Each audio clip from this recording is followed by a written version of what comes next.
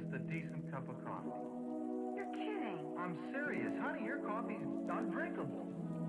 Pretty harsh. Well, so's your coffee.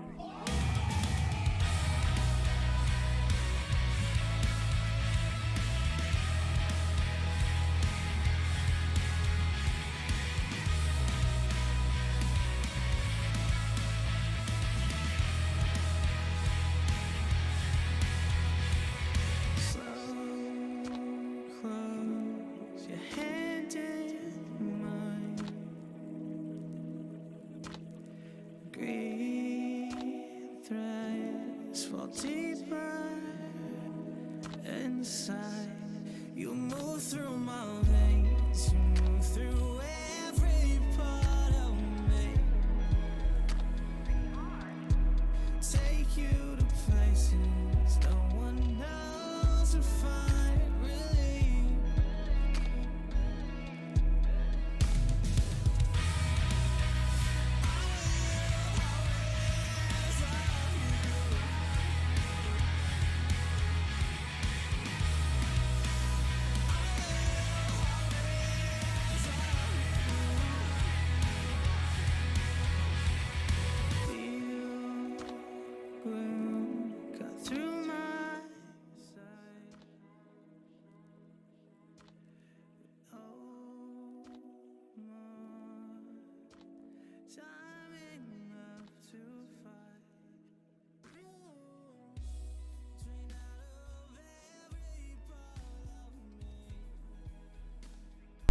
Good evening, good evening, good evening.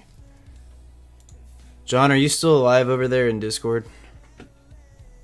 Nope, I have in fact died. Crap. Well, how the heck are we gonna do this then? I mean, clearly my spirit has decided to stick around for a little while, so I guess we'll just see how long I last. That makes sense. That makes sense. Everybody, welcome aboard. I would say happy anniversary, but this isn't a happy topic.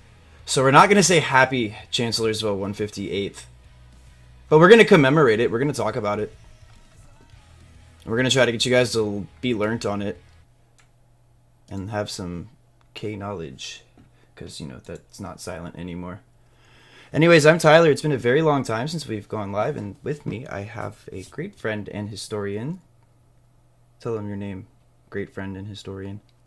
John Lonius. John Lonius, thank you for joining again. He is my faithful, loving co-host, and I'm so glad he is here because we have a fun topic today. Again, not really fun. It's an interesting one. They're great, yeah, interesting. We are talking about the Battle of Chancellorsville. It takes place May 1st through arguably the 6th, 1863. What a battle that was. But before we get into that, John has informed me that he has met John Gibbon today. And John, please explain how you met John Gibbon. Well, so it wasn't today. It was yesterday. So I met John Gibbon yesterday. You met him yesterday. So I'm working at the bookstore, right? Mm-hmm. And a gentleman walks in, and he's doing a kind of, in shorts and a t-shirt. And he's a little rotund, kind of like me. Okay. And he comes in and he's laying on this thick sort of like theater Southern accent. Introduces himself as John Gibbon, commander of the Iron Brigade. Oh. All right. So he's a reenactor apparently. He does a John Gibbon impression. His explanation for the Southern accent was that by his reckoning, since John Gibbon had moved to South Carolina, he certainly must have had a thick Southern accent. Oh, I'd imagine so. This, of course, ignoring the fact that he was born in Philly, Yeah. And moved to South Carolina when he was like 12, 15. Like he was in his teens. He was not that young. Sure. And that makes plenty sense, though. I mean, he's not gonna just develop some Southern accent just on the spur. Like a super thick one, right? Mm-mm. Like the development of an accent takes time. So it was sort of interesting because I am a great admirer of the Iron Brigade, and of course that includes John Gibbon, is not technically the brigade's first commander. That was Rufus King, but arguably one of the brigades, maybe its best well-known commander. You got Solomon Meredith, like he's in charge at Gettysburg, right? But but I feel like when most people think of like the famous general who's in charge of the Iron Brigade, I would say most think of John Gibbon. I think so, yeah. So I met John Gibbon. Dude, it was I'm sort jealous. of funny. I was working with Ryan and Stuart. Oh, great people to be working with too. Yeah, and, Yeah, absolutely. It was kind of funny because he sort of went on this whole thing where he kind of like was like half quizzing me, half trying to impress me about how much he knew about the Iron Brigade, and I was having a blast. I was having a tremendous amount of fun. Were you like getting into it with him, like pretending like, okay, yeah, you're John Gibbon, dude? Ryan was not so entertained. Oh, I'm sure. He said he thought it was near Charlotte where Gibbon family relocated. Yeah. Tim, that's Tim over there on Facebook. Timothy Wilking, thank you for joining up our show tonight, bud. Feel free to comment. Charlotte, he's right. He's not, Charlotte. not Charleston. Charlotte. Okay, Charlotte. But yeah, so that was my encounter with Mr. Gibbon. What an interesting encounter. I have not really encountered much when it comes to John Gibbon or any more, Union officers or any type of officers for that matter, but I've definitely a lot of woods in Chancellorsville today, that's for sure, which, is bringing us into kind of what we're wanting to talk about today, because 158 years ago, what took place this morning, May 3rd, but could it be, I think, arguably considered the bloodiest morning of the Civil War? Well, so speaking of Ryan, I was talking with Ryan the other day. Oh, this is okay. And he was making the argument that there is a potential argument to be made that May 3rd might actually be the bloodiest day of the war. Interesting. Because you've got 18,000. Correct. Some spoiler alert. 18,000 men killed, missing or wounded in the first 5 hours of Chancellorsville of May 3rd. Like, you've got fighting, Sure. for the rest of the day. And you got 22,000 at Antietam. But the question is how many of those, because people don't forget that, depending on how you talk about Antietam, it's like a day and an evening battle. Like, there is a little bit of fighting in the evening before the day that people think of as when they think of Antietam. The battle's in phases, and that's what I think, like, that would be a better a summary of it, because that is a really phased battle, and that is exactly your tie into your day, and evening portion. So depending on how many people, if someone actually sat down and really did the math, how many casualties there were on that first evening before, I guess, Antietam proper, as most people conceive of it, took place, that there might actually be an argument that May 3rd, 1863, might actually be the bloodiest day of the war. Yeah, I mean, I wouldn't dispute it. I think that might actually, the fighting at Chancellorsville on the 3rd was over a much smaller area geographically, too. Yeah, that's something to consider. Timothy Wilking, again, on Facebook. I honestly would think so, because Antietam, there was a decent ground to cover when it came to Sharpsburg, and this, the areas that they did fight over. And if you're one of the ones that are willing to include South Mountain as the, that battle, because there are some that will say it's a rolling battle, it's a couple days in, so it's not just giving it one day at Antietam, you're giving the South Mountain. Right. I mean, and that's a whole nother. That's not the Battle of Antietam. Right. That's what I say. That's a whole nother ballpark. But in regards to that, it looks more like Antietam does have more of a ground to cover when it comes to, the combat that's really focused on that day. May 3rd has a very small area of concentrated fighting. So it's kind of like some people argue that Wilderness and Spotsylvania are really the same fight. No. But and we have, I want to touch base on that Brock Road when we do Wilderness later this week, because I wouldn't say it's the same fight, but I do think that the Brock Road movements, like the race to Spotsylvania, deserves its own spotlight too, because I think that's its own separate little fight there, because there are so many small rearguard actions and different things that are taking place along the march to Spotsylvania. And the absolute failure of good old Phil Sheridan to do his job. Yes, I love being able to point out a failure of Phil Sheridan. I'm sorry if you're Sheridan fans, guys. Think about Sheridan. Sheridan's a great combat commander. He wants to fight. And if he can't fight, he basically won't do anything else. No, it's an attitude thing. It's definitely an attitude thing. Like, if Phil Sheridan did not want to do... I mean, part of it, of course, honestly, is the Army of the Potomac kind of has, throughout the entire war, kind of has this weird relationship with this cavalry that it kind of... never really figures out how to use its cavalry to its greatest advantage. Arguably, Hooker at Chancellorsville is maybe the officer who was the most ambitious in using his cavalry. Unfortunately, his cavalry was under the command of George Stoneman at the time, which didn't do him any good. Yeah. Michael Hardy on Facebook also says that it was Charlotte. The dad worked at the U.S. Mint. Oh, okay. Cool to know. And then Timothy again comes in saying Chancellorsville would be as if they fought just in West Eastwoods area. Good God. That makes you put it into perspective. Yeah. Holy, I mean, crap. I almost did a bad word because crap. May 3rd on Chancellorsville is very tight. Yeah. Very tight. Yeah, I mean, it is an extremely concentrated amount of combat.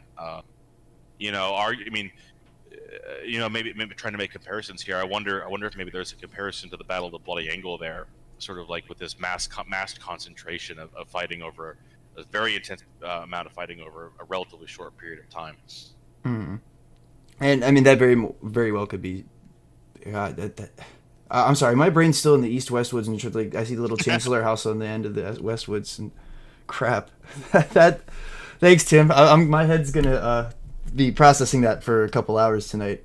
It might contribute to some lack of sleep, but that's quite all right. More time to learn. Who needs sleep? Nobody. That's just for the dead. Sleep is for the weak. Yes, sir. It's also not for the people of the 12th Corps of the Union Army, or the 3rd Corps, No. or anybody for the Chancellor Clearing's immediate vicinity, for that matter. Just an overall, really quickly, because I'm sure a lot of you are aware of kind of the history of Chancellorsville. Just going to do a quick summary. On May 1st, we have Union and Confederate forces clashing just east of where Chancellorsville is in the clearing and the intersection of Ely's Ford Road, Plank Road, and Turnpike. And an argument to be made that, depending on how you look at it, things were going exactly to plan. Oh, absolutely. In Hooker's mind. Like, Hooker's entire grand plan for the campaign was to force Lee to do one of two things: come out from his entrenchments at Fredericksburg and fight him on ground of his own choosing. And the wilderness may not be the most ideal ground, but it was, you could argue, it was ground that he chose, or force Lee to retreat. Now, Lee decided to take the aggressive option, as was Lee's fashion. But one could argue that up to the morning of May 2nd, things were going to Hooker's plan. They were. And, one thing that I guess you could kind of get that argument where a lot of the understanding of why Meade is so aggravated at Hooker's plan to pull back. And I mean, Hooker later even comments that he lost faith in Joe Hooker. He's talking in third person, yes, but he's doing that because he did essentially try to put off the image that he didn't really trust himself to hold to what his plan kind of stuck to. And I think if he had held, because a lot of the scenarios we look at in the third day alone are all of these, if Hooker had stuck to his plan, if Hooker had left this, that, and that. Yeah. That's like what the third is composed of. If Hooker had done this. I mean, the morning of May 3rd, Hooker has an extremely strong defensive line. He's anchored on both ends of the river. Lee is acting very aggressively. That's kind of exactly what Hooker was wanted, but Hooker, Hooker bait, trap, destroy. He starts worrying about the integrity of his line. We'll get into it, but he starts making some troop movement decisions that are gonna haunt him, and then he gets himself knocked out and is arguably not really in his right mind for the rest of at least for the rest of May 3rd, if not into May 4th. No, not at all. Well, and that's what you're going to see throughout May 3rd as well. But when we get into May 1st, the fighting generally kind of ceases once it comes closer to where that intersection is, and once the Union lines are able to pull themselves into that defensive position around Chancellorsville. Confederates are rather close, honestly. I mean, and to think about how close the Union Army and the elements of Confederates that are actually now like pouring into the woods, how close in proximity they actually were to each other on that night of May 1st into the 2nd. It definitely adds to an appreciation for the effort put into the flank march that takes place there on the 2nd. And that does bring us into the next phase of the battle, if you will, is the flank march. So that night of May 1st into May 2nd, you will have Jackson and Lee, Stonewall Jackson, Robert E. Lee, both commanders in the Army of Northern Virginia, Lee being the obvious commander of all, for those that didn't know. I don't doubt that there's anybody that didn't, but just in case. I mean, you could be excused for not knowing who the commander of the Army of the Potomac is because it changes so regularly.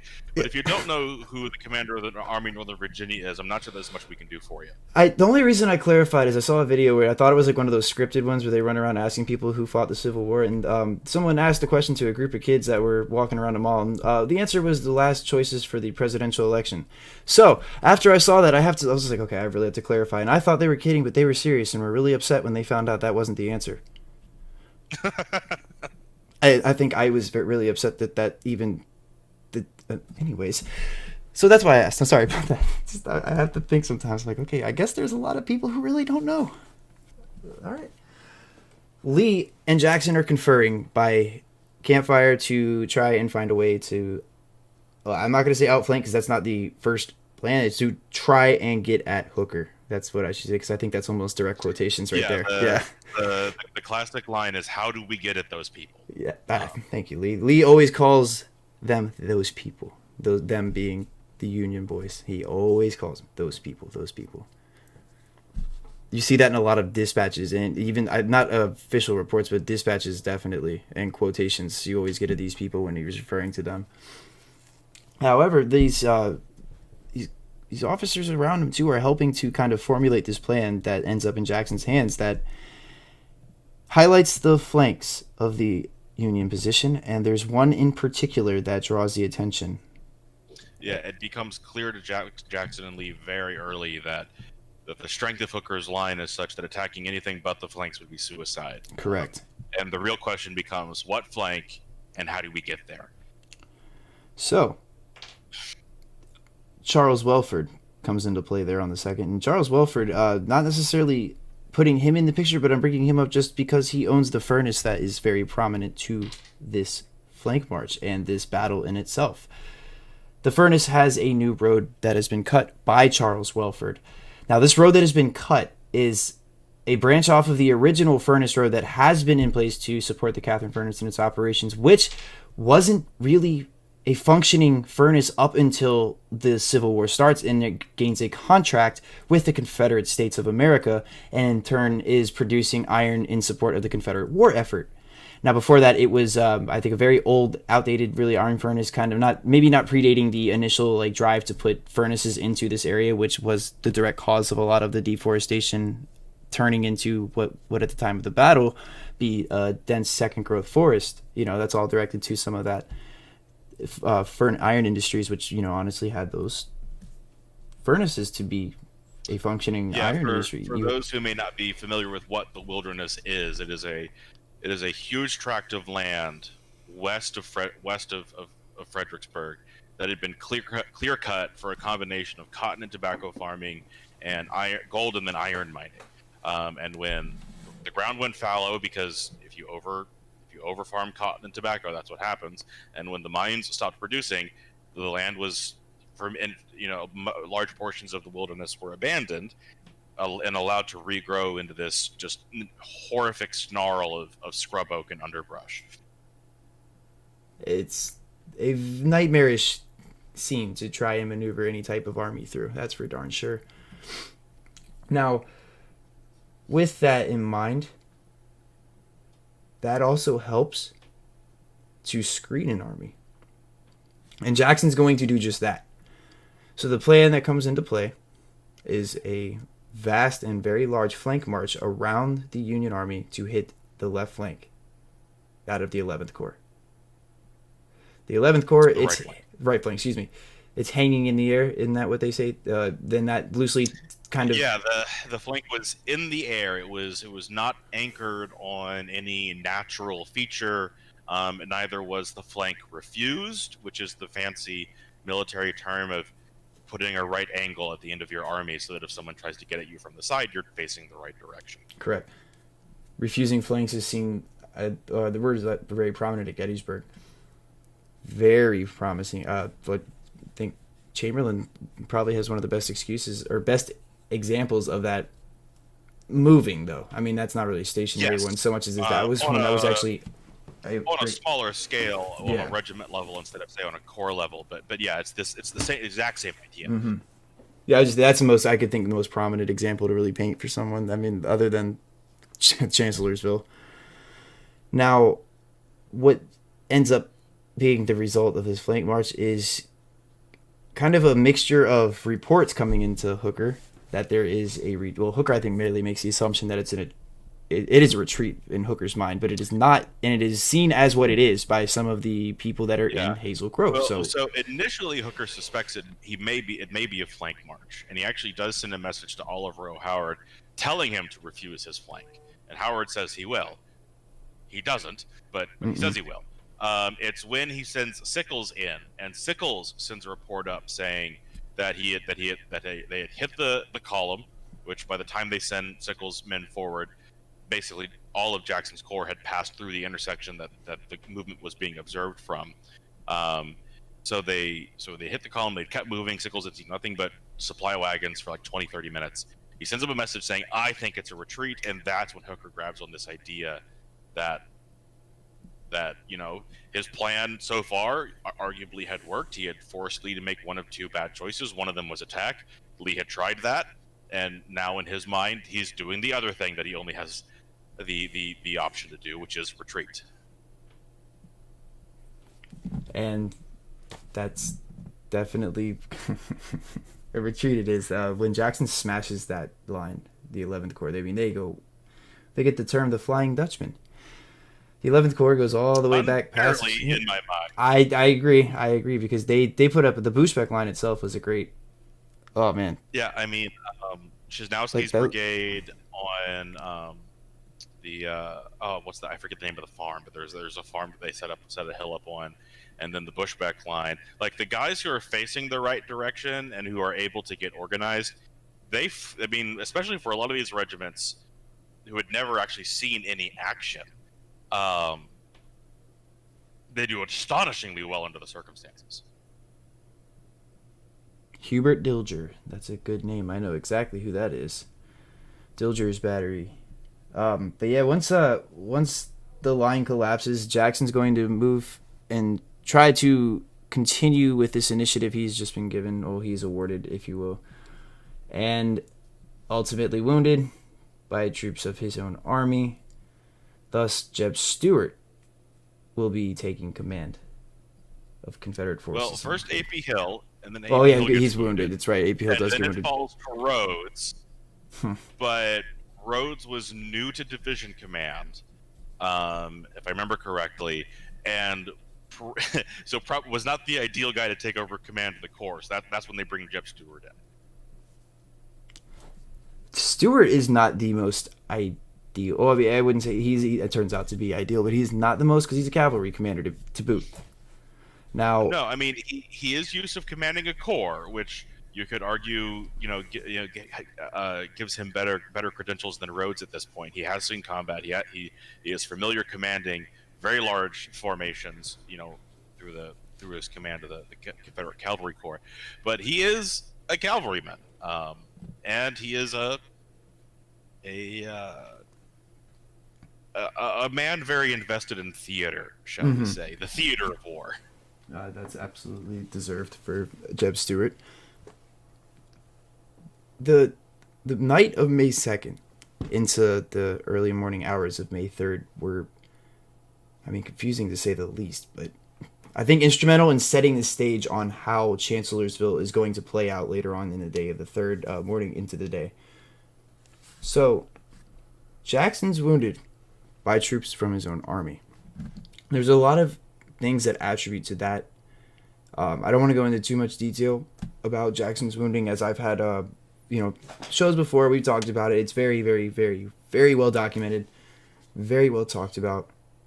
But maybe some of the things, like the charge of the the 8th Pennsylvania Cavalry. Yeah, so they the 8th Pennsylvania Cavalry bursts out into Confederate lines in the middle of the night and very much spooks the Confederates, which some people have argued is what helped lead to Jackson's wounding, because there had been word going around that there were Union cavalry about launching surprise attacks in the middle of the night, so everybody was on edge. So if you're a Confederate trooper who thinks you're front, you're the only thing that should be immediately to your front is your line of skirmishers, and you see a bunch of men on horseback coming towards you, the obvious conclusion is that you're being attacked by U.S. cavalry. Yeah, no, I mean, that's an obvious one for that as well. Now, there's another instance, and I believe it's on the other side of the turnpike from where Jackson is wounded. So this would be the south side of the turnpike. When the Confederates first take that area there's a lot of already pre-entrenched lines. And one of the lines that's been dug was done by a group of Pennsylvanians, and they had stuck into the position up until a point where they were, I think like 200 or so were captured from just a small detachment of Confederates that shouted out that Jackson had them surrounded. And they step out. Is it the 128th Pennsylvania? Is that right? I'm pretty sure it's the 128th. There's a whole story where one of their officers, Levi Smith, the regimental commander, it was Lieutenant Colonel Levi Smith, who is like fumbling through the woods with a white flag, asking who is to his front, so he can try and figure out what's going on. Well, the Confederates take him as a prisoner of war, saying, "That's not how a white flag works. The informal flag of truce. You can't use it that way." And Smith is protesting and putting up a big fuss, when now alerted to the fact that they've got some lost U.S. troops in the front. They go out looking for them. They find like 200 U.S. infantry. Just yell that Jackson had them surrounded. They immediately surrendered. And when they returned with the rest of his regiment, Smith didn't really have much of a footing to argue anymore. And no, he did not. That's a scene. The reason I want to paint that picture, I guess, today is really just to kind of give you the idea of what's going on over there on closer to the Hazel Grove sector, because I do want to put a little bit of time like really looking into that and kind of how that's going to really help to play the Confederates' hand at winning the Battle of Chancellorsville, and for Lee to be able to parade around the Chancellor House while it's burning to the ground as he does.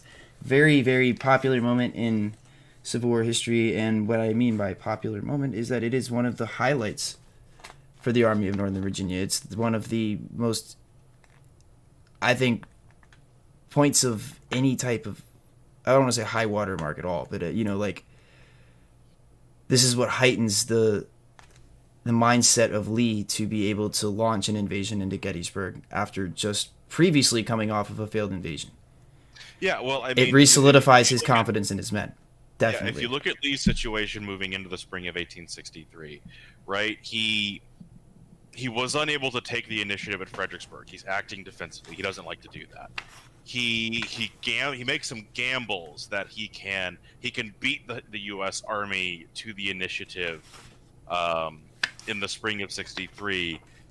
I mean, one of the biggest of those gambles, of course, is he allows Longstreet to go south, in part because he had to, because Longstreet had to go and scavenge resources for the army, but he also allows Longstreet to get engaged in this long, protracted siege of Suffolk.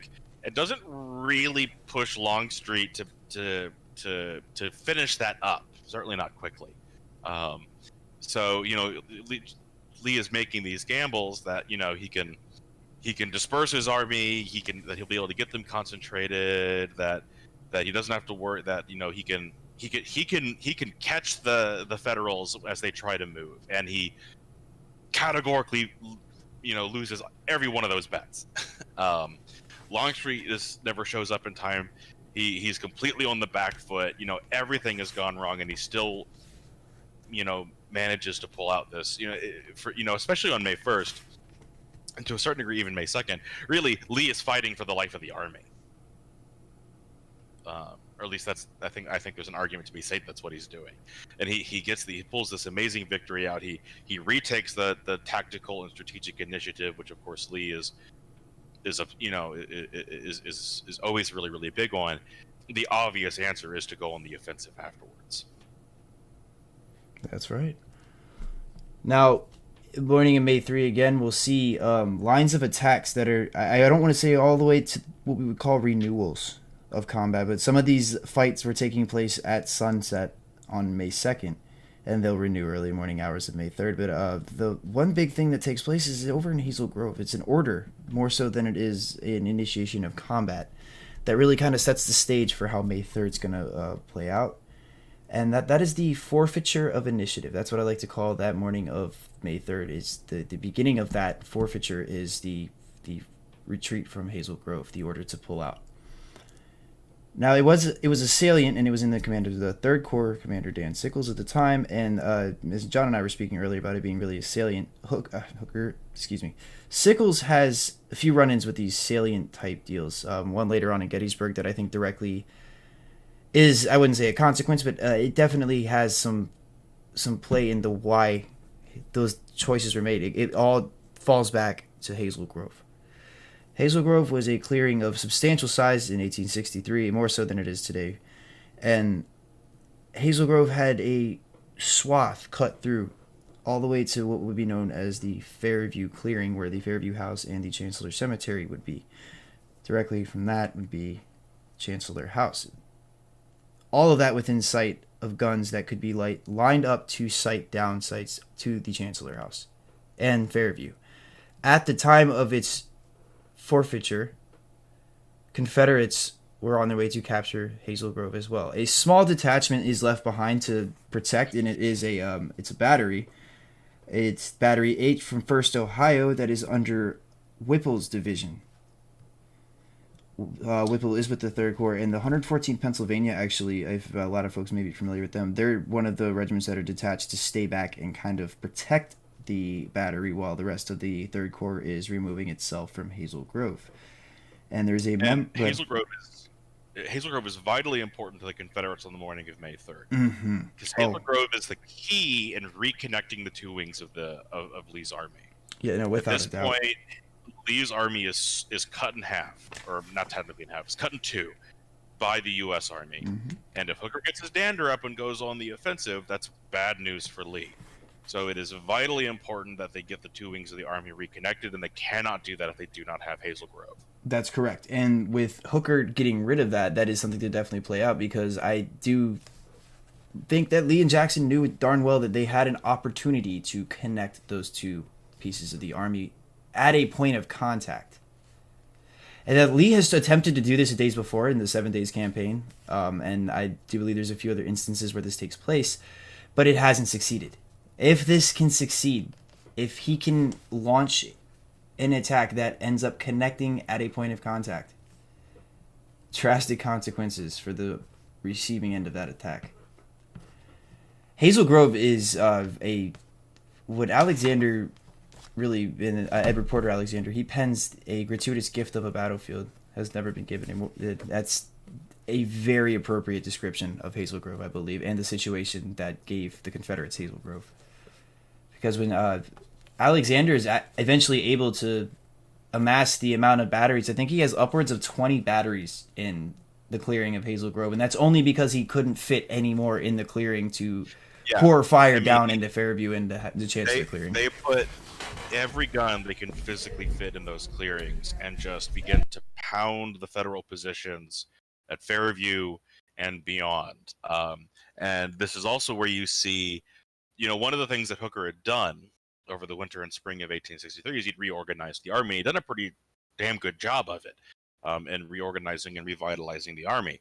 But he made one severe mistake that will come to haunt him in this moment, which is he decentralizes the U.S. artillery, command and control of the U.S. artillery in the Army of the Potomac.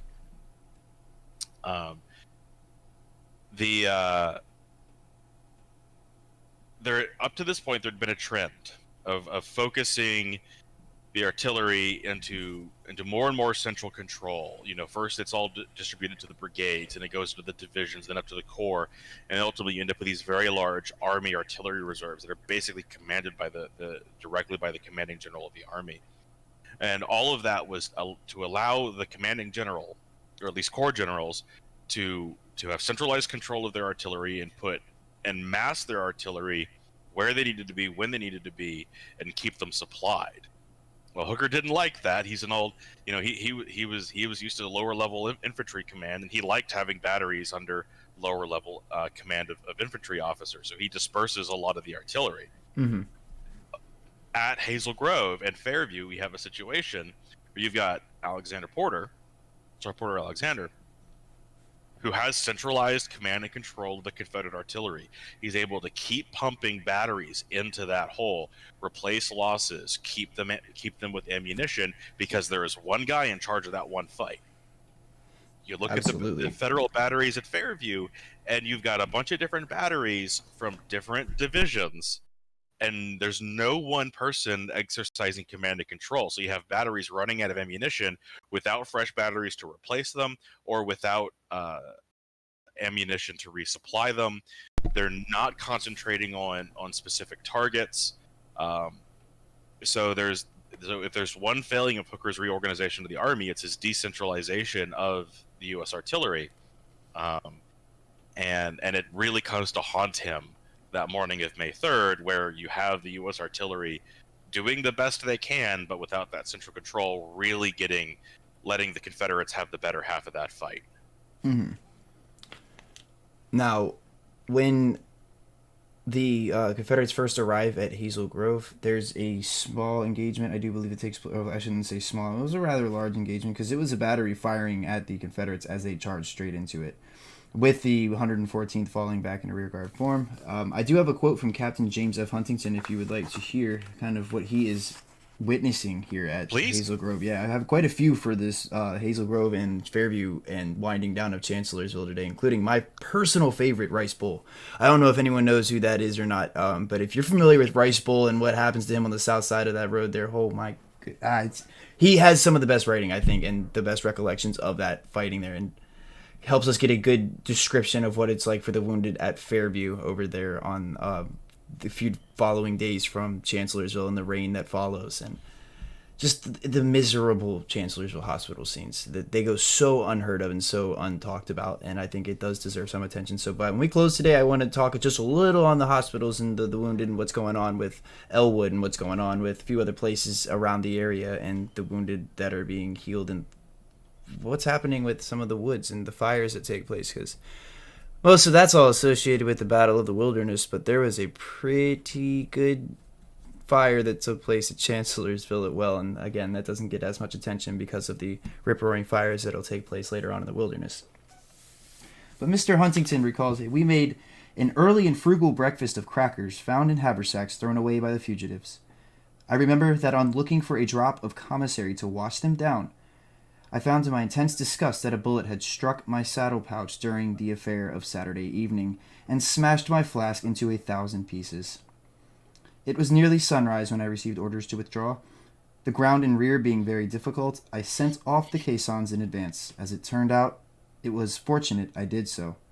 The other batteries had gone, and mine was limbered ready to follow, when Captain Randolph, Corps Chief of Artillery, rode up and informed me that the arrangement was changed, and that my battery was to remain. In reply to my inquiry, he said there were no other orders.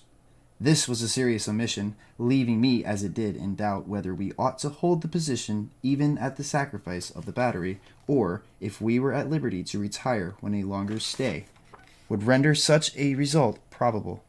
In fact, I have never ascertained to this day what good we were expected to do there. I now carefully examined the ground about us for the best defensive position and in the exact nature of the line of retreat. The ground in our front was level, or with a gentle roll, but not far in the rear of where the guns then stood. It descended by an easy slope into marshy ground intersected by a small stream. It was found that by putting the guns just behind the crest, their recoil would throw them under cover, where they could be loaded and pushed into the front till the muzzles just looked over the ground. The battery was presently established in this position. In support of the battle, a regiment known as the Calassoives were in line in our rear beyond the stream, and the 110th Pennsylvania Infantry prolonged our left.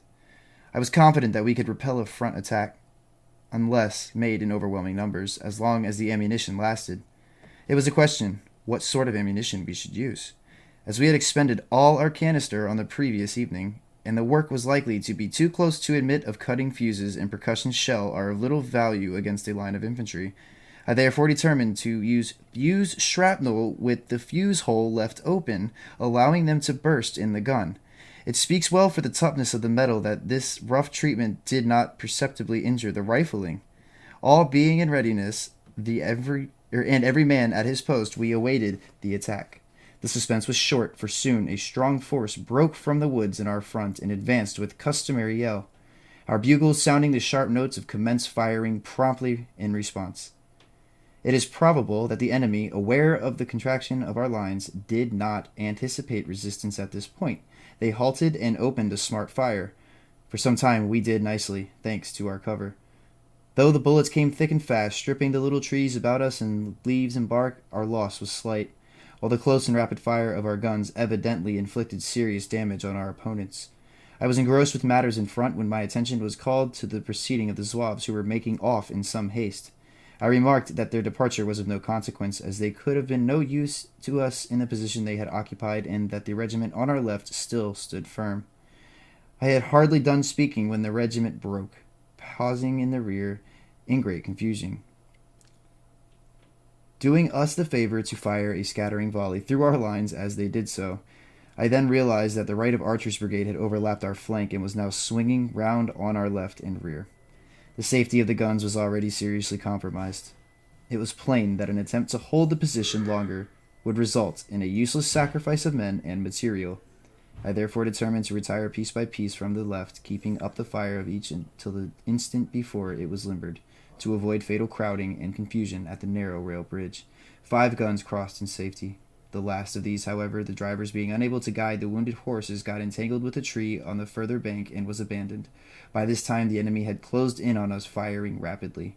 The drivers and horses of the last gun were killed and wounded, and the piece went over into the water.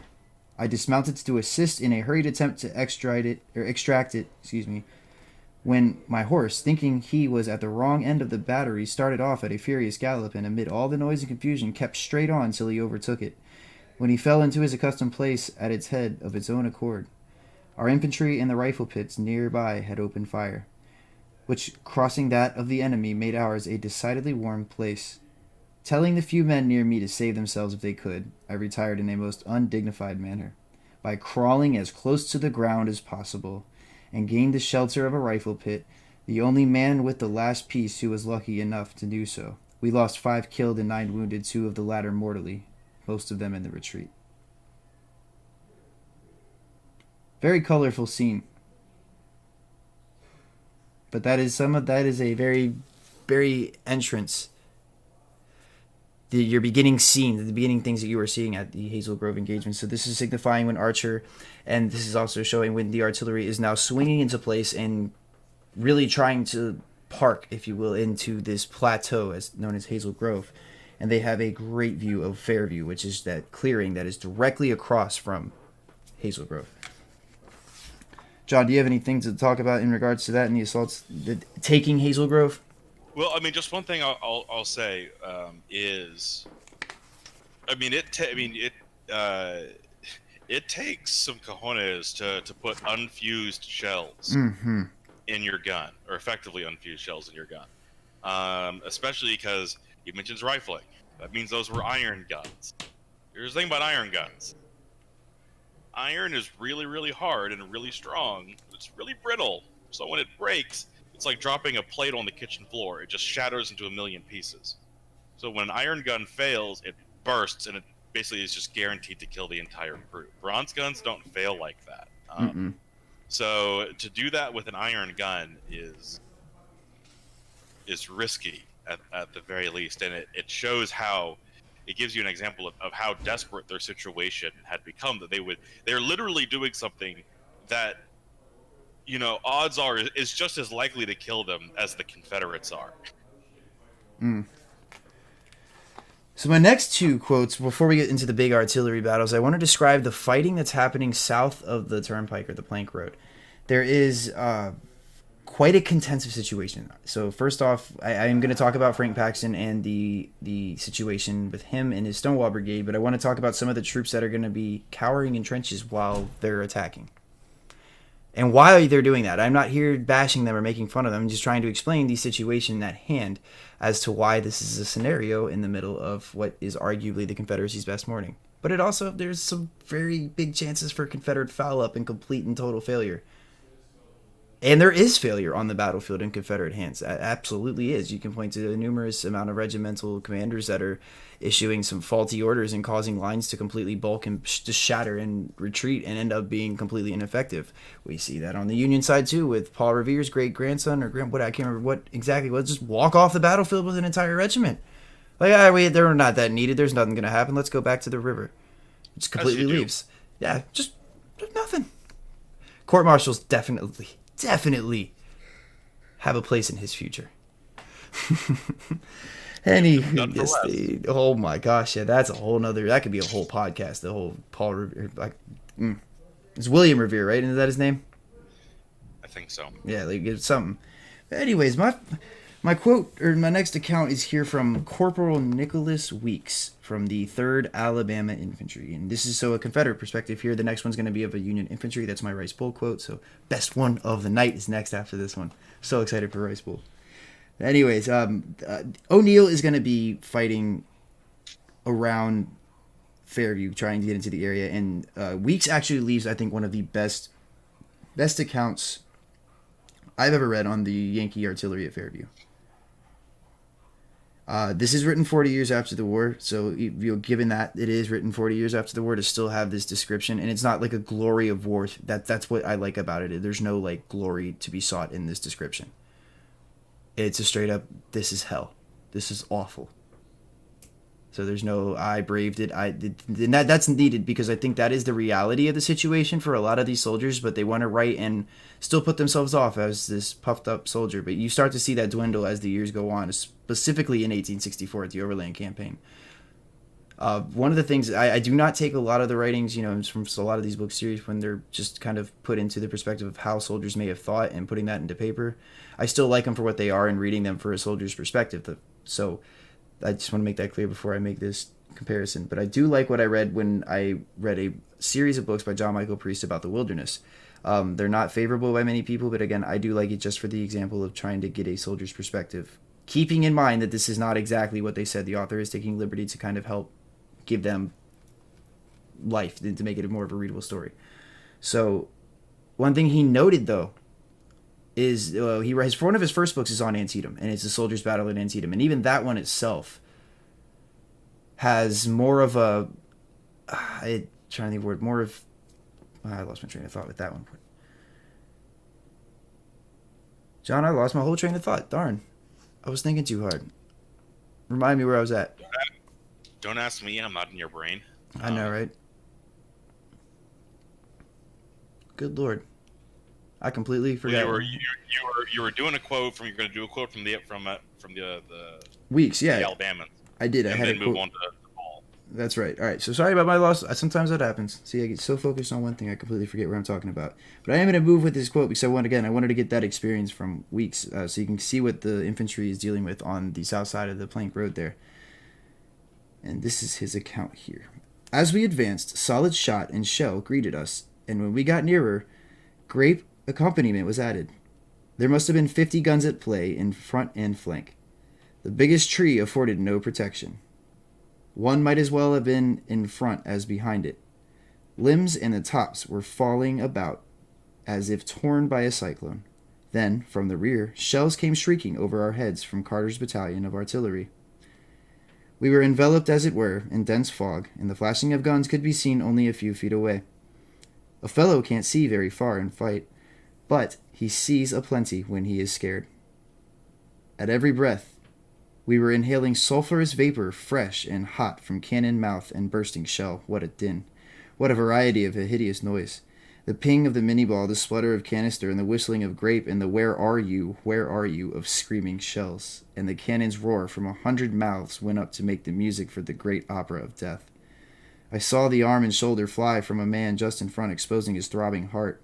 Another's foot flew up and kicked him in the face as a shell struck his leg. Oh, the tattooed historian is rating with 7 people. Thank you so much. Woohoo! Good point, right in the middle of a quote about a guy's leg striking him in the face. Another yeah. Go ahead. Quality entertainment, people, doesn't get any better than this. Yeah, no kidding. Well, everyone, welcome aboard. We are just doing some personal quotes here from the 3rd day at Chancellorsville, and it is getting kind of kind of serious. So for those that just joined, since we have 7 of you guys in here and the tattooed historian, thank you. I'm going to go ahead and restart the quote. This is from Corporal Nicholas Weeks describing his combat and what he's seeing at the Fairview Clearing at Chancellorsville on May 3rd. So we're going to go ahead and start over there again. He says, as we advanced, solid shot and shell greeted us, and when we got nearer, grape accompaniment was added. There must have been 50 guns at play in front and flank. The biggest tree afforded no protection. One might as well have been in front as behind. Limbs and the tops were falling about us as if torn by a cyclone. Then, from the rear, shells came shrieking over our heads from Carter's battalion of artillery. We were enveloped, as it were, in dense fog. The flashing of guns could be seen only a few feet away. A fellow can't see very far in a fight, but he sees aplenty when he is scared. At every breath, we were inhaling sulphurous vapor, fresh and hot from cannon mouth and bursting shell. What a din. What a variety of a hideous noise. The ping of the mini-ball, the splutter of canister, the whistling of grape, the where are you of screaming shells, and the cannon's roar from 100 mouths went to make up the music for the great opera of death. I saw the arm and shoulder fly from the man just in front, exposing his throbbing heart. Another's foot flew up and kicked him in the face as a shell struck him in his leg. Another disemboweled crawled along on his fours, his entrails trailing behind, and still another held up his tongue with his hand, a piece of shell having carried away his lower jaw. Others sank to earth as if to rest, and some plunged forward as though tripped by a snare, never to rise again. I had just about made up my mind that this hell sure enough, when 1, 2, 3, and the 4th shell dropped almost in the same spot as fast as one could count, exploding as they struck the ground, and all was darkness around me. I could say on a sheet of flame it could have been only a few seconds when I recovered to find myself standing alone and 14 lying in the space of about 10 feet. Captain Bonham, who commanded our regiment, ordered him to charge regardless of those in our front. We were near the colors, and Captain Bonham in the lead. Other regimental commanders, not having received the command, thinking Bonham had gone wild, endeavored to stop him. He replied only by shouting out the command, "Forward, 3rd Alabama. The order is forward. Follow me." The other regiments quickly responded. When we reached the lines in our front, they had lain down on the brink of a ravine. On the opposite side, which was the enemy's artillery, and halfway down the slope, their infantry line behind breastworks. The air seemed black with shot. Over and down we went, and our line melted away as if swallowed up by the earth. It was here Cecil Carter fell, the noblest and bravest of all. I halted an instant. With the help of Jim Harrison, the old wheel horse of the company, dragged him to a tree. He opened his eyes and asked, "What are you fellows doing?" "Nothing, Cecil."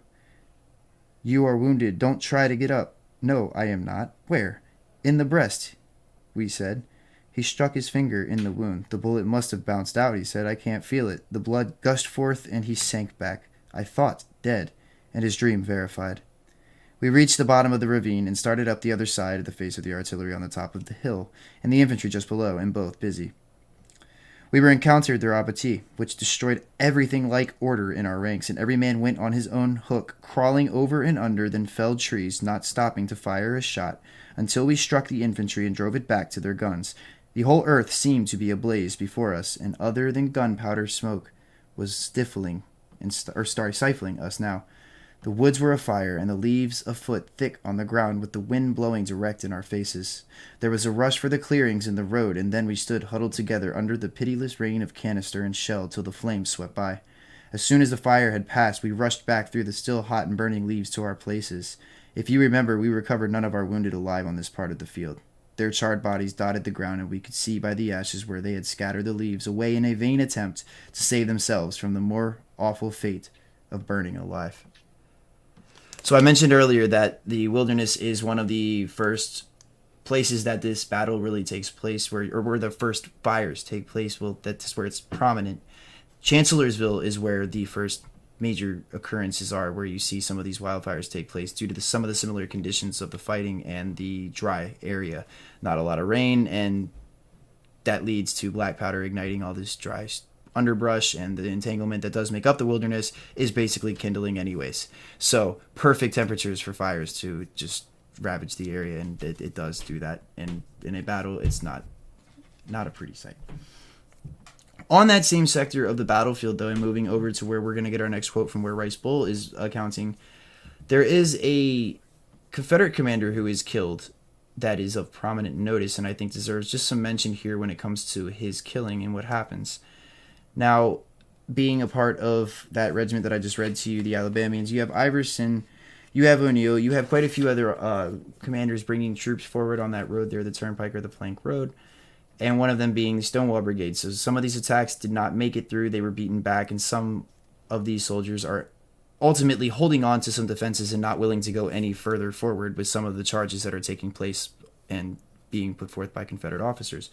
The reason for that is directly attributed to that quote that I just read to you, or that account, and you're seeing and you're hearing what he is telling you, and that is Weeks there. He's describing these scenes of horror and some of the things that are just, I mean, it's a hell on earth, as he says.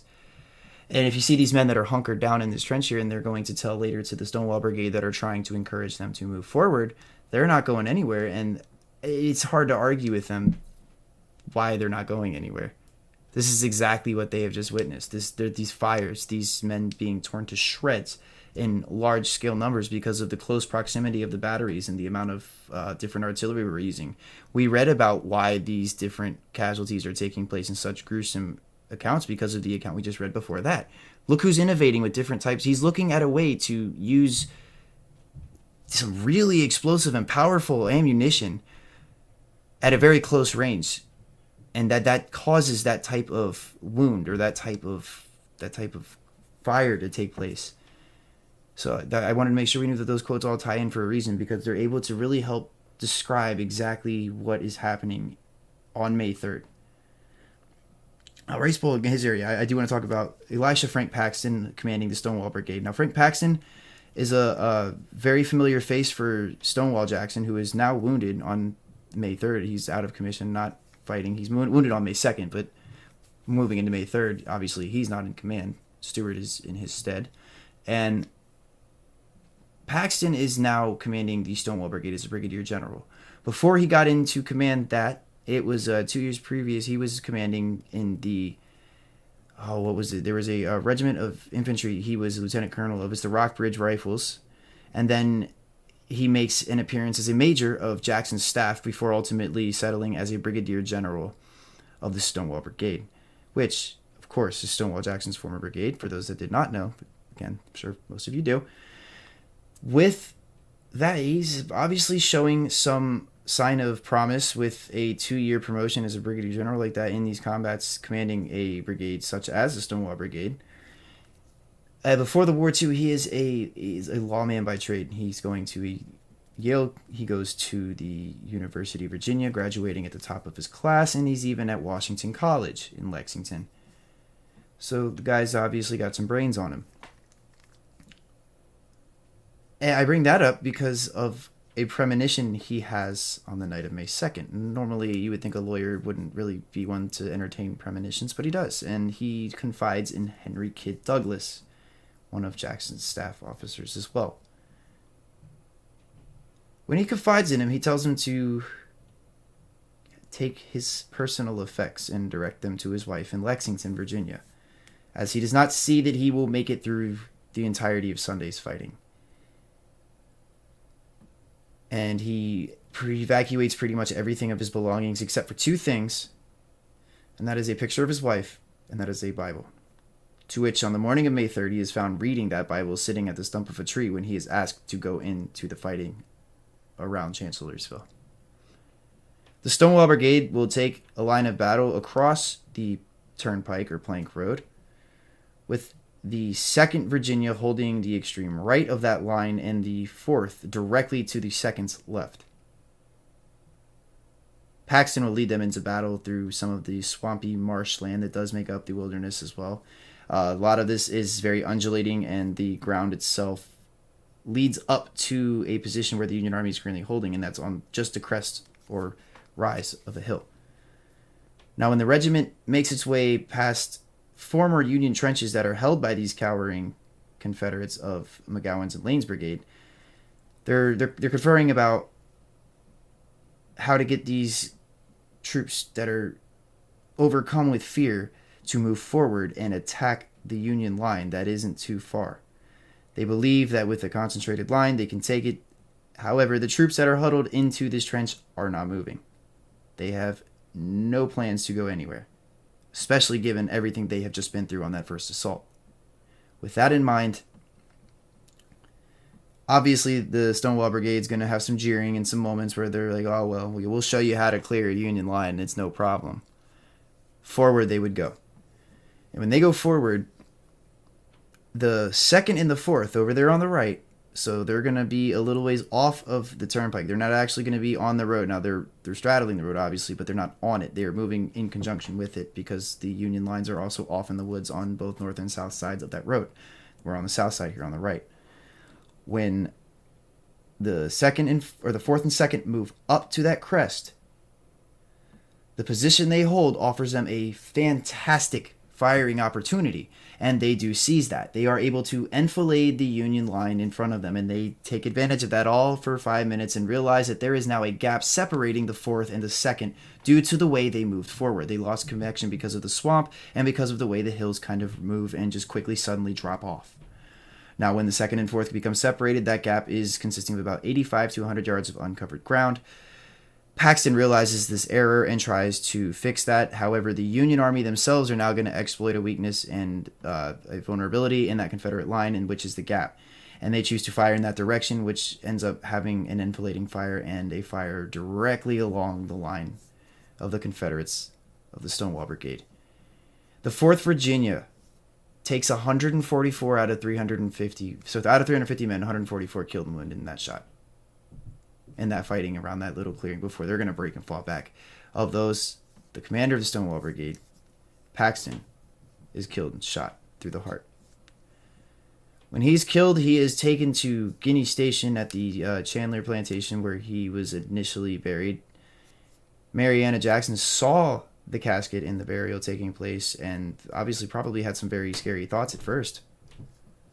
But realizes it's Elijah Paxton. Still had some condolences for Paxton, as Paxton was a neighbor of the Jacksons. Again, being that familiar face to old Stonewall. And will be exhumed and reinterred at Lexington with Jackson buried just a few feet apart. But those two right there, I think, are really like instrumental in the whole Stonewall story. So it wasn't really something you could even really see, like Paxton really living past Stonewall. Like that's an whole era, and it's kind of interesting how that plays in. Like there's a whole like group of commanders that are just what you would call like the Stonewall era that kind of just fade. And that I think that's like the height of it, is when Paxton's Stonewall Brigade gets that one good volley in, and then that's it. But that's a story I like to bring up because Paxton, he's got a little marker there on the Chancellorsville battlefield, and it's not really. I mean, do you think Paxton really does get a lot of attention in that part of the battle? Does John, especially as much as we've been around Chancellorsville? May 3rd doesn't really get any attention. Period. The story of Paxton, I think, tends to get overshadowed by the story of Jackson's wounding and sure. death. Generally speaking, the only time I hear Paxton get brought up is actually as part of the narrative of Jackson's death site, right? And then that was something we would do up there. But I was always interested in that, not because of the death site, but the Rice Bowl. And it's funny how that interest came. And I know we're coming up on time here soon, so I'll finish up with these few quotes and close out May 3rd. But I got that interest with that darn Civil War combat movie, the show that came out on History Channel that was actually rather good, because of course Park Service used most of that footage too for theirs. It was just well done and well documented. But that's where I first learned of Rice Bowl, and that was the fighting that they would show and describe. And I think that was awesome that they did that, because there is some of the most intense, and we've read about it obviously, just some of the most intense part of Chancellorsville really does take place on that south side of the turnpike. It's very hellacious and very close, and it's very innovative too, as we've seen when it comes to the usage of artillery and the deployment of different types of troop styles. How you're going to try and instantly, what if Paxton would have corrected a gap? Like, what would he have done to correct that? There wasn't even a quick second to think to correct. As soon as he tried to go and do that, that was it. Yeah, it was there was not the time. Right. So, I mean, that's showing you how many lines you can see and you can't see, because again, this is wilderness. So it's, again, the Battle of the Wilderness isn't the first time you can't see people moving. You still have a 10-foot visibility in this wilderness. It's the same wilderness. So they're still in this, but I mean, yes, you do have more clearings, and that's one thing to consider. But in this area, you don't. Where Weeks and Rice Bowl are fighting, you don't. Where Paxton's getting killed, you don't have a lot of clear areas.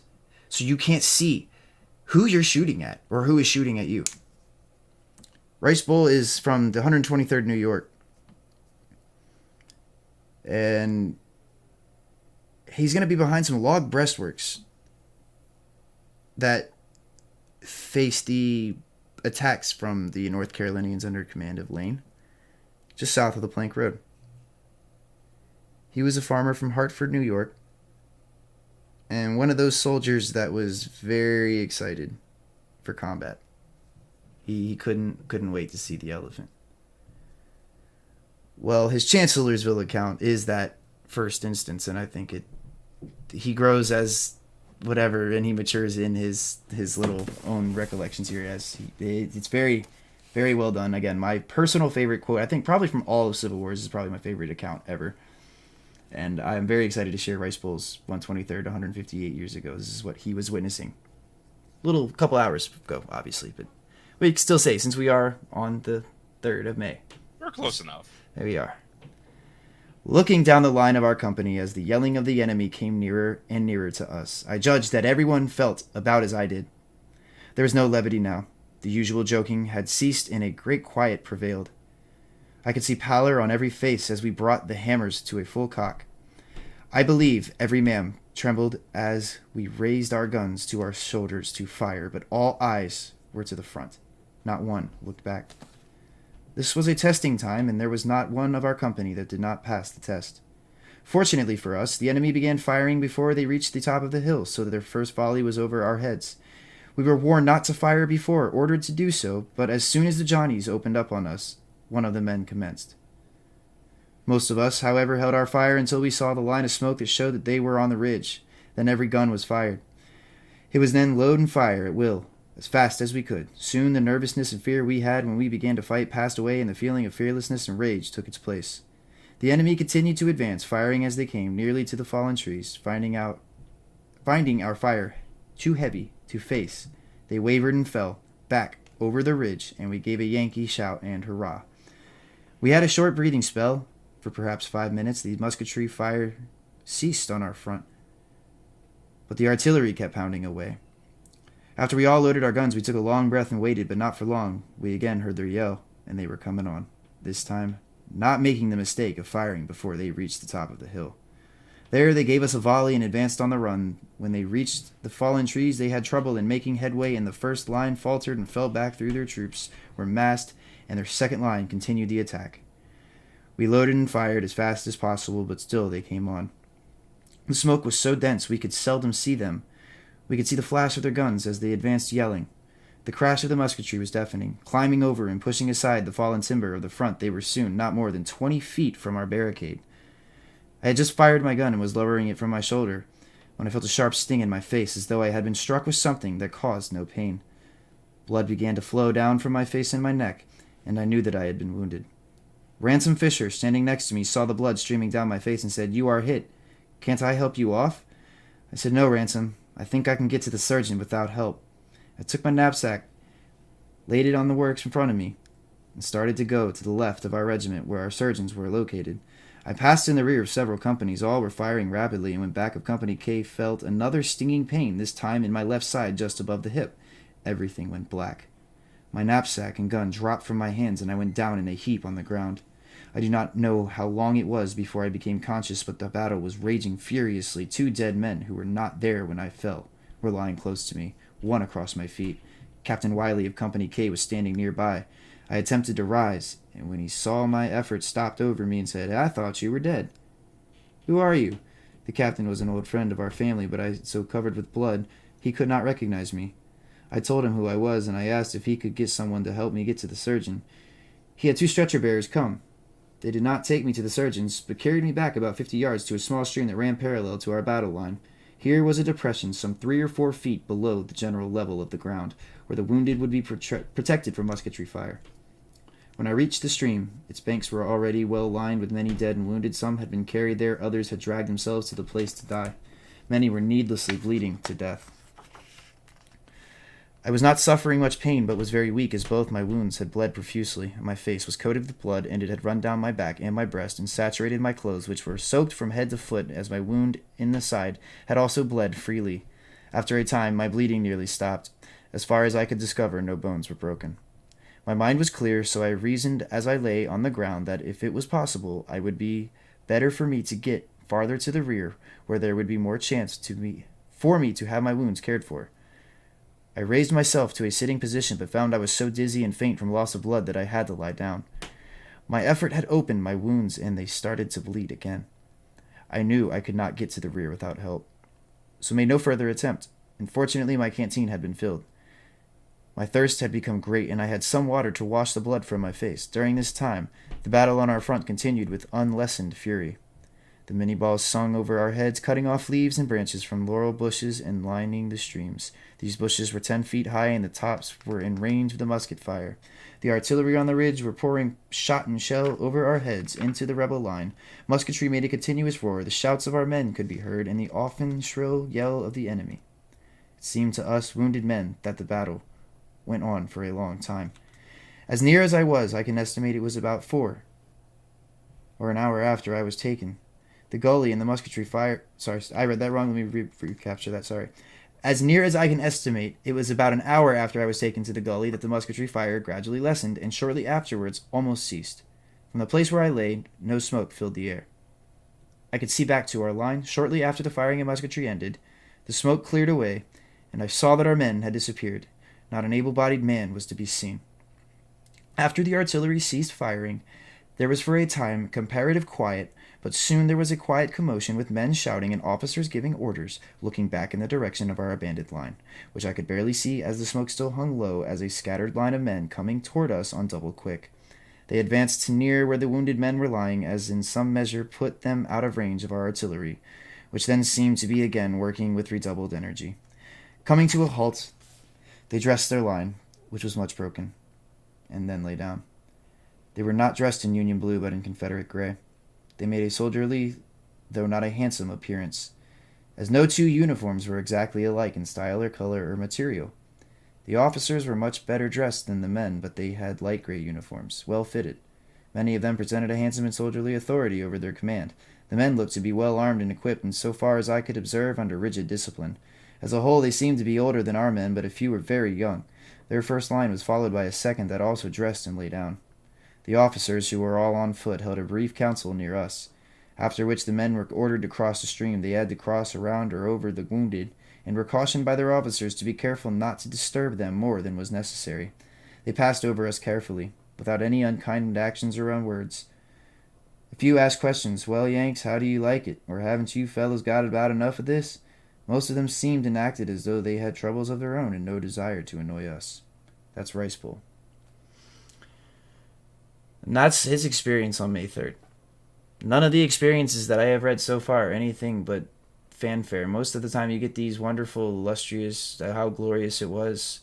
You get that in the artillery or Hazel Grove on the Confederate perspective, but when it comes down to the nitty-gritty and the infantry scenes here at Chancellorsville, specifically on the 3rd of May, you're not seeing any quotes really come back with that elegant romanticism of war that was prevalent up until this point. Even Fredericksburg, you're still seeing that. But you're seeing from both sides there's this humanity, almost a recognition of maybe this is hell on earth. Maybe watching my friend get blown into 5 different pieces isn't something I enjoy. Not saying that this is what they're saying in their reflection of romanticism, but it does almost give off that kind of that vibe almost, because you're seeing how glorious war is, how this and that. And then when you're faced with the harsh realities of what a canister can do to a human body, the demeanor and the narrative changes. And I think that may not happen instantly. Maybe it's kind of a shock and it doesn't set in, and the reflection and writing is still of me wanting to be a tough guy. But when it's happening more often than not, and in different circumstances, and new scenes of horror are developing in a place like the Wilderness and a place like Chancellorsville, you're going to see that reflection in some of the writing. And that's what I really do like to point out in some of the differences between these battles that are taking place from 61 to early 62, even into late 62, and then 63 to 65. the difference in narratives, the difference in diaries, the difference in quotes, and the differences in letters, and the differences in official records. Hell, the differences in way you fight a battle. John, I'm going to do a few more quotes here. I know it's 10:30 and it's a little early. Would you be willing to push till 45, 50 so we can do a couple more and close this out May 3rd? Sure. Are you sure? Yeah.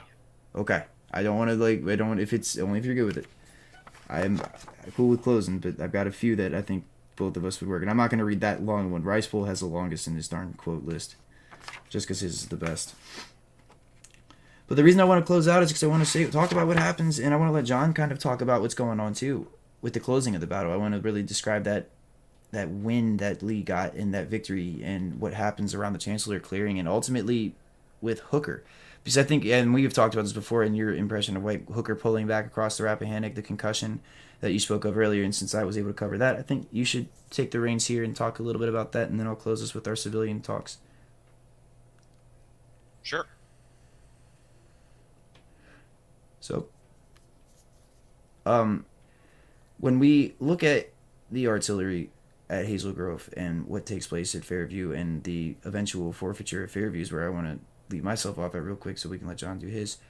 That artillery at Fairview that the Union Army have, I want to point out that they possess one thing that the Confederates over there on Hazel Grove do not possess. And that is lunettes and fortifications and dug-in artillery batteries.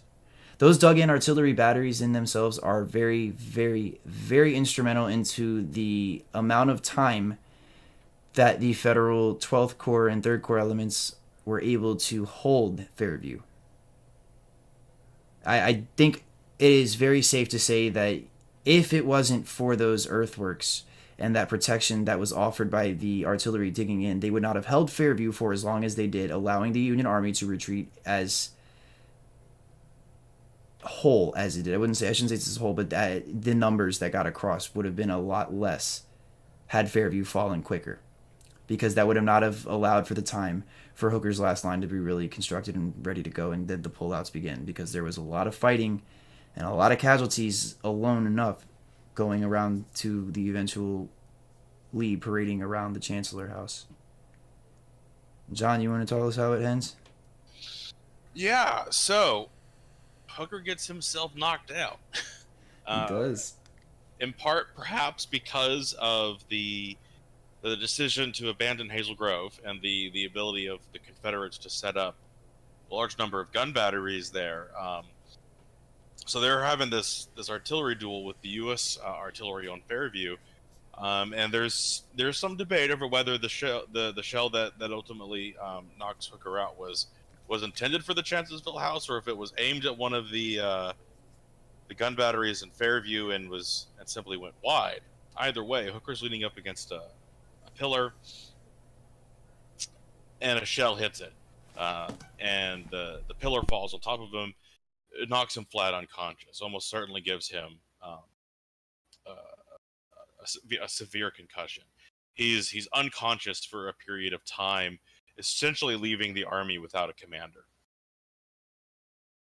By the time he does wake up, there's talk of him not really seeming to be able to make sense of things, of not being able to. I think it's Butterfield who says he's not able to get an idea into his head. But it seems like the one thing that Hooker can focus on is this idea of falling back to a new defensive line designed to protect the river crossings across the Rappahannock. His lines of retreat and communication. That seems to be the only thing he can really manage to focus on properly. So he issues the orders to begin. Well, actually, what he does, it's sort of weird. He hands over command to Darius Couch, commander of the U.S. Second Corps at the time, and the second senior most officer in the Army of the Potomac. But he doesn't give him free command of the Army of the Potomac. He says he gives him command with the order that he is to command the army to fall back to a new line of defense. So you have all of this fighting that has taken place, all this furious struggle to hold these defensive lines around the Chancellorsville House on the Plank Road, on the Turnpike. And in some spots, you even have U.S. troops advancing. So Ruger's brigade of the 12th Corps will actually attack out at one point, and drive the Confederates to their front before running out of ammunition and having to fall back. So you have these a line that is generally holding. You have some isolated successes from an offensive standpoint, but Hooker is ordering the army to retreat. If I remember correctly, this is when Meade hears this, he exclaims, "If the general cannot expect us to hold the top of a hill, how does he expect us to hold the bottom of it?" It was on the first, I thought. Is that on the first? That is the first. That's over there in that McLaws area. No, it's okay. It makes sense as to why he would say that, because he pulls back and he almost orders the guy shot. Yeah. There's a funny instance where the commander of the 3rd Wisconsin Infantry, they were a part of Ruger's brigade that they'd attacked out. They attempted to at one point they actually attempted to retake Hazel Grove, but ran out of ammunition and had to fall back. And they were trying to get resupplied over by Fairview. And when they're ordered to fall back, as they are falling back, Confederate artillery begins to shell them as they fall back, and a shell bursts right next to the regimental commander, and everybody throws him off his horse, kills his horse. Everybody assumes he's dead. The colonel gets up, brushes himself off, and says, "A miss is as good as a mile," which might be one of the most, a badass things you could say after almost getting killed by an artillery shell. Misses as good as a mile. But they fall back to this new defensive line, and it's at this point that Hooker had sort of has sort of attempted to rejigger the plan. By this point, he had ordered Sedgwick's 6th Corps, which had crossed the river in front of Fredericksburg at the beginning of the campaign, to act as a diversionary force.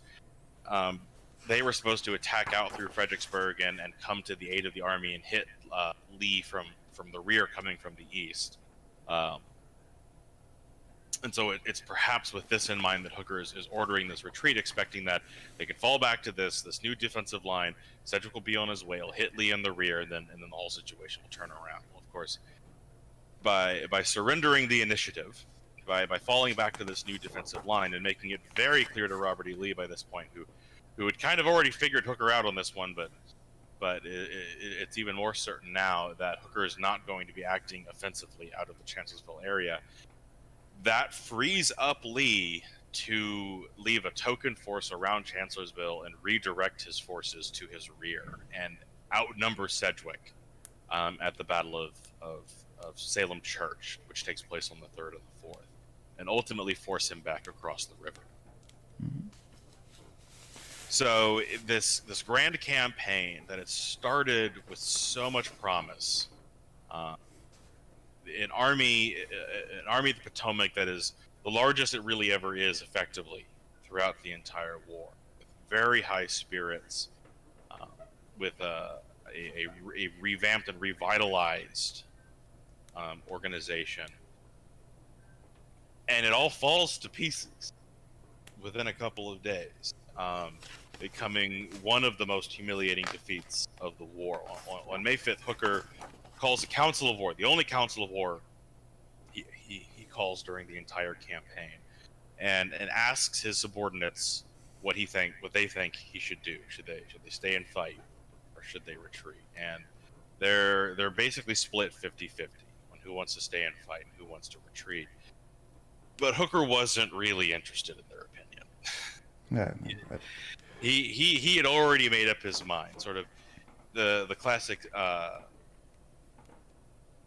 line that Hooker has, right? I lost faith in Joe Hooker.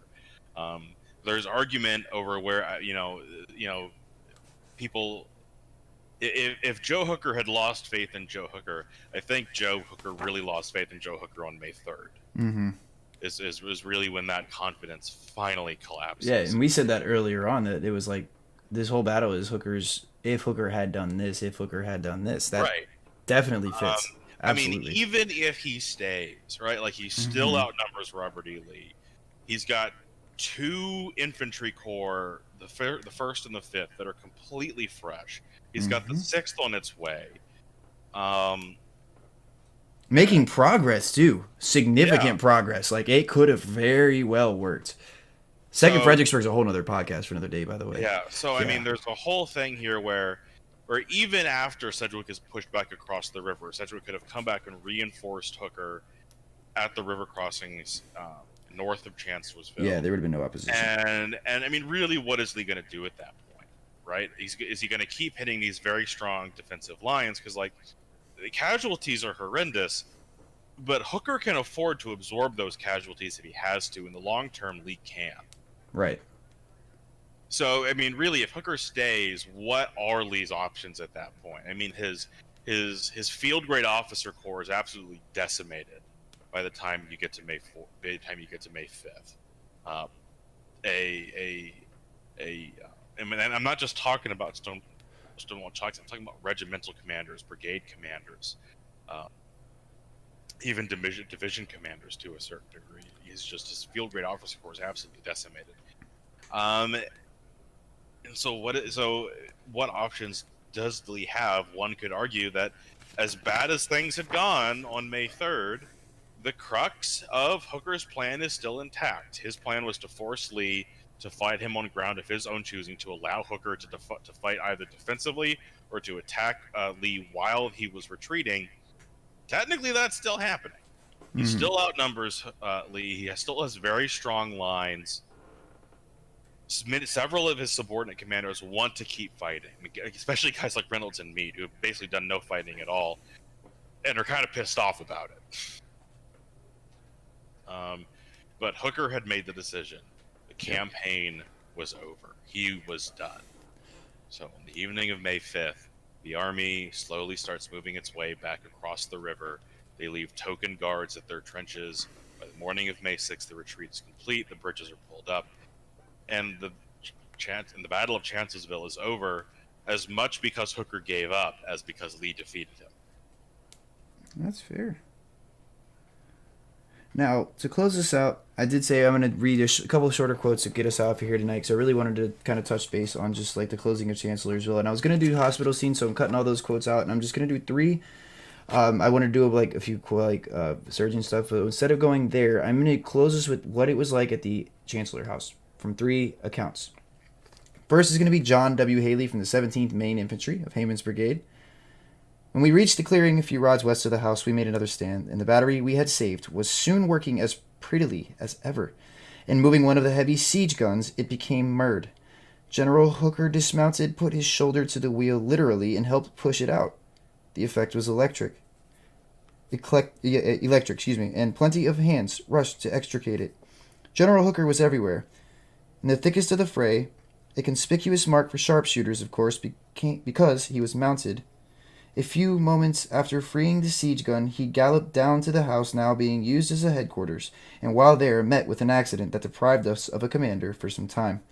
He was leaning his head against the post of the piazza when a shell whizzed through the house and struck the opposite end. The heavy concussion knocked General Hooker senseless. It had been asserted that Hooker was unconscious from a too generous patronage of the canteen. He is doubtless a close observer of canteens, are as most of the other generals, but no one could have been so soon overpowered by drink who only a few minutes before had shown such agility on the field. A man accustomed to his potations is not so easily overthrown. A few minutes before the accident, we had heard Sickles reply to him, "They are whipping us badly." Hooker replied, "Well, Dan, the boot will be on the other foot directly." Whatever his plans, they were now looked and on his own bosom, and they remained so just long enough to upset our apple cart. Hooker was carried to a tent, laid for some time in a stupor. Poor Hooker. The second to our last here is Sue Chancellor. She was 14 at the time, and with that last name, you obviously probably made the correlation already. She lived at the Chancellor House. She was stuck in a small backroom basement when the fighting erupted. The house caught fire, and then they were evacuated. Here's her account of that. Early in the morning, they came for us to go into the cellar, and in passing through the upper porch, I saw how the chairs were riddled with bullets, and the shattered columns which had fallen and injured General Hooker. Oh, the horror of that day.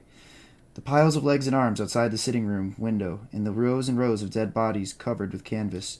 The fighting was awful. The frightened men crowded into the basement for protection from the deadly fire of the Confederates, but an officer came and ordered them out, commanding them not to intrude upon our terror-stricken women. Presently down the steps the same officer came, precipitously, and bade us to get out, for, madam, the house is on fire, but I will see that you are protected and taken to a place of safety. Then General Joseph Dickinson, but we did not know it at the time. Cannon were booming, and missiles of death were flying in every direction as this terrified band of women and children came stumbling out of the cellar. If anybody thinks that a battle is an orderly attack of rows of men, I can tell them differently, for I have been there. I hate that quote so much because I've heard it so much played over and over again. That's the only reason I kind of said it like that. And John knows exactly what I'm talking about. Yeah, and I'm stopping there because I've heard the rest too. That's a good, appropriate quote stop point. I should have stopped before that because now Sue Chancellor's voice is going again in my head over and over, and I can hear that damn horse. Does it still play in the quiet, or did you guys have it turned off? We have it turned off right now. Oh my god, that would be the best time to be a volunteer. Holy hell. It's between that and John Washington at FEC. That was my other one. I was like, oh my god. Every 30 seconds you would just hear, hello over there. Anyways, after that moment of familiarity, our last, and I think one that's really good to kind of sum up the end of Chancellorsville, is from Major Charles Marshall from Robert E. Lee's staff. Marshall was his aide-de-camp, and was one of his aide-de-camps. He had plenty of those. And recounts the Confederate infantry swarming into the open fields around the Chancellor House and just completely pushing Hooker back, and the house burning and Traveler parading around it. And I keep saying that because that is so significant to just kind of like the most appropriate picture to Chancellorsville is Lee on a horseback standing in front of a burning Chancellor House just with his head up. And I'm not doing that to be romantic, but it's just, to me, like that's the good summarization of kind of the Confederate morale and where the Confederate mind is at on the verge of this Gettysburg campaign that's upcoming right after this campaign of Chancellorsville. So, again, not to paint it like, oh, this is such a romantic scene, but that is a very appropriate picture. A very appropriate kind of scenario to the mindset and the grim await. Gettysburg's just a whole other ballgame. Marshall recounts that General Lee accompanied the troops in person, and as they emerged from the fierce combat they had waged in the depths of that tangled wilderness, driving the superior forces of the enemy before them across the open ground, he rode into their midst. The scene is one that can never be affected from the minds of those who witnessed it. The troops were pressing forward with all the ardor and enthusiasm of combat. The white smoke of musketry fringed to the front of the battle line, while the artillery on the hills in the rear of the infantry shook the earth with its thunder and filled the air with wild shrieks of shells and plunged into the masses of the retreating foe. To add greater horror and sublimity to the scene, the Chancellor House and the woods surrounding it were wrapped in flames. In the midst of this awful scene, General Lee, mounted upon that horse which we all remember so well, rode to the front of his advancing battalions. His presence was the signal for one of those outbursts of enthusiasm which none can appreciate who have not witnessed them. The fierce soldiers, with their faces blackened with the smoke of the battle, the wounded crawling with feeble limbs from the fury of the devouring flames, all seemed possessed with common impulse. One long, unbroken cheer in which the feeble cry of those who lay helpless on the earth blended with the strong voices of those who still fought, rose high above the roar of battle, and hailed the presence of the victorious chief. He sat in the full realization of that full soldier's dream of triumph, and as I looked upon him in the complete fruition of the success with which genius, courage, and confidence in his army had won, I thought that it must have been from such a scene that men in ancient days rose to the dignity of gods. That's the Confederate morale after this battle. Chancellorsville was an overwhelming... Well, I wouldn't say overwhelming, actually. No. Chancellorsville was an incredible victory for Lee. An incredibly decisive victory, yes, indeed, but one that would ultimately prove to be extremely costly and arguably his last true great victory of the war. I think in one of my videos earlier today, I said that as a kind of a metaphor, I was like, that Lee gets an invoice and the payment on his invoice was some of the greatest commanders that was going to help to have his army be on a maintained successful initiative and continue to be successful as they were. And I don't think that's wrong. I mean, I'm sure you just probably summed that up with what you said too, the costliness of that. You know, that's the receipt of having to wage combat as he did. The chances that you take, the gambles that he took. He split his whole army and sent 20,000 men with Jackson, leaving himself with 14,000 to face maybe 68,000 men directly in front of him with only the strength of 14,000. That's nuts. You want to gamble? That's like, here, take my mortgage, take my house, take my kids, take my car. Here you go. Leave me with my dog. But it's true. But I mean, that's motivated by the fact that what Lee recognizes, what Lee knows, is the longer the war lasts, the greater the odds are against the Confederacy. You know, it's like the Japanese fighting the U.S. during World War II, right? Like, the longer the war lasts, the lower their odds of victory get. So he needs these grand, decisive victories to destroy federal armies, to destroy federal morale. Unfortunately for Lee, he's never quite able to finish the job. He wins these great victories. He wins these great victories at at Manassas, at the 7 Days battles, at Fredericksburg, at Chancellorsville, and he wins these great battles against all odds. But he's never quite able, and you know, Chancellorsville is maybe the best example of that. He takes all these great chances. Oh, sure. And he never is quite able to seal the deal. And ultimately, those very aggressive tactics, which were necessitated by the strategic situation, combined with the failure to finish the job, is what ultimately dooms Lee to lose the war. Absolutely. And I think that can do a very good justice in closing us out tonight, John. Thank you. My pleasure. Now, Wednesday, we have a tentative date. John is getting the Fauci ouchie number 2. So I may or may not be comatose. Right, but if he's okay and he is able to make it through, then we will be coming at you on the 157th anniversary of the Battle of the Wilderness. It's a little weird we're having a 158th and 157th anniversary in the same week, but hey, guess what? Here we go.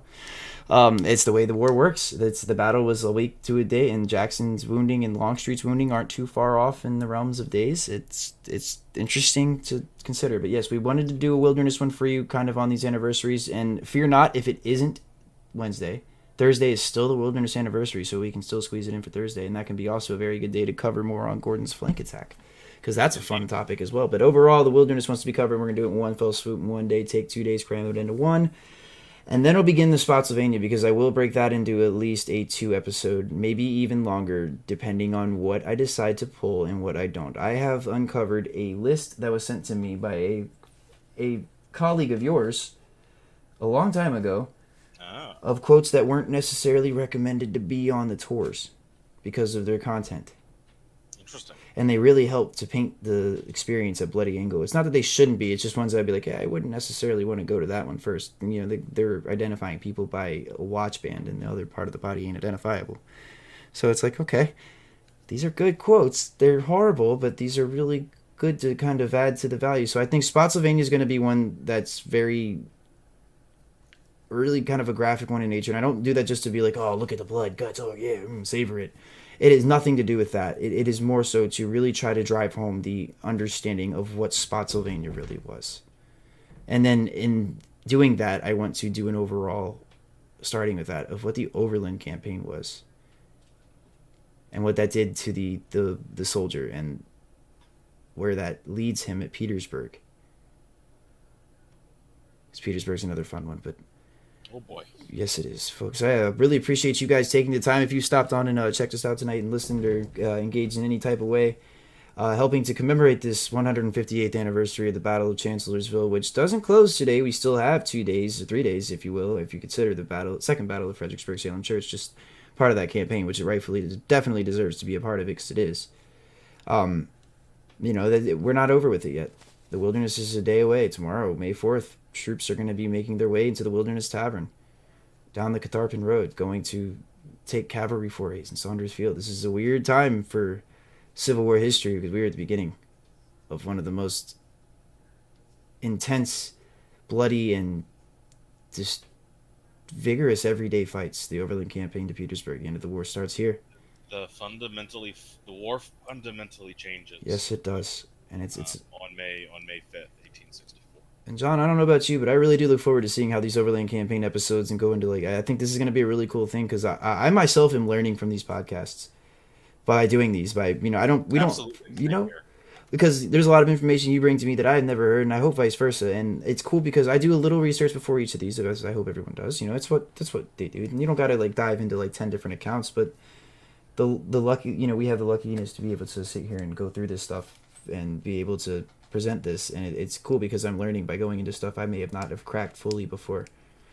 And like I said, I'm really excited for the Overland Campaign because I've been wanting to study and learn more, and with you along for the ride, it's going to be great. And I think it's going to be a really interesting time for Mr. Oculio to get back to its regularity of seasons, since we're really considering this the start of season 1 because of the unfortunate foul ups with the technology and stuff, and wanting to get Mikowski back on here soon so we can redo that and give it some better justice. So with that being said, I want everybody to try and keep an eye out for Wednesday. I will make an announcement hopefully later in the evening as to whether or not it's a Wednesday or Thursday. And then from there, we will go and start talking about the preliminaries of Spotsylvania.